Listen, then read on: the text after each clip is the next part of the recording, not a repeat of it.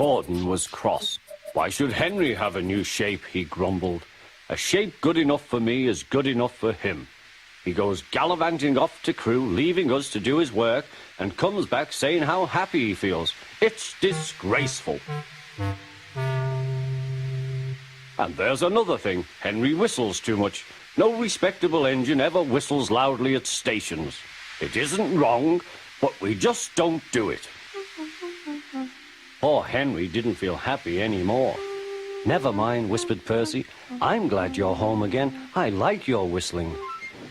Goodbye, Henry, called Gordon. We're glad to have you with us again, but remember what I said.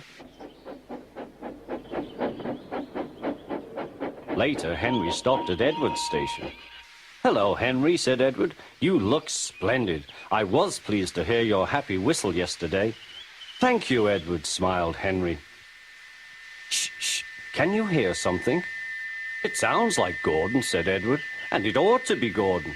But Gordon never whistles like that. It was Gordon. He came rushing down the hill at a tremendous rate. He didn't look at Henry, and he didn't look at Edward. He screamed straight through the station and disappeared. Well, said Edward. It isn't wrong, chuckled Henry, but we just don't do it. And he told Edward what Gordon had said.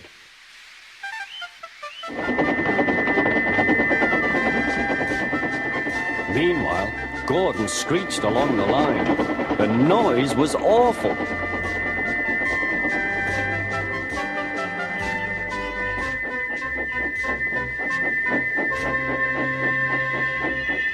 At the station, everyone held their ears.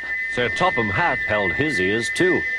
Take him away, he bellowed, and stop that noise! Gordon puffed sadly away, but he wouldn't stop whistling until two fitters climbed up and knocked his whistle valve in place. That night, Gordon slunk into the shed. He was glad it was empty. It isn't wrong, murmured Henry to no one in particular, but we just don't do it. No one mentioned whistles. Next morning, Henry was enjoying himself enormously. I feel so well, he sang. Trickety-trot, hummed his coaches. Then he saw some boys on a bridge. Peep, peep, hello, he whistled. Oh, he called. The boys didn't wave and take his number.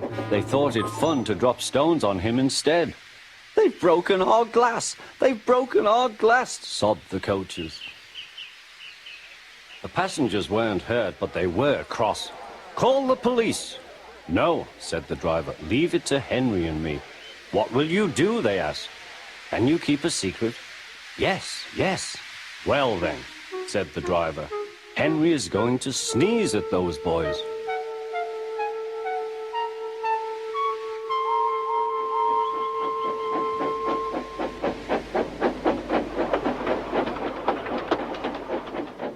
Lots of people were waiting at the station just before the bridge.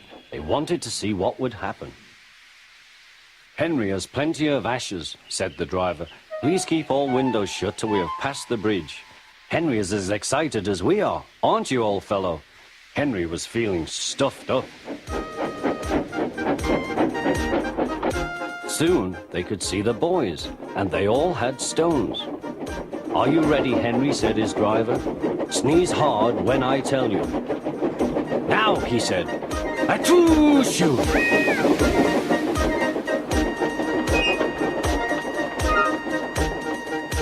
Well done, Henry, laughed his driver. Henry went home very pleased with himself. He had taught Gordon and silly boys a lesson with a whistle and a sneeze.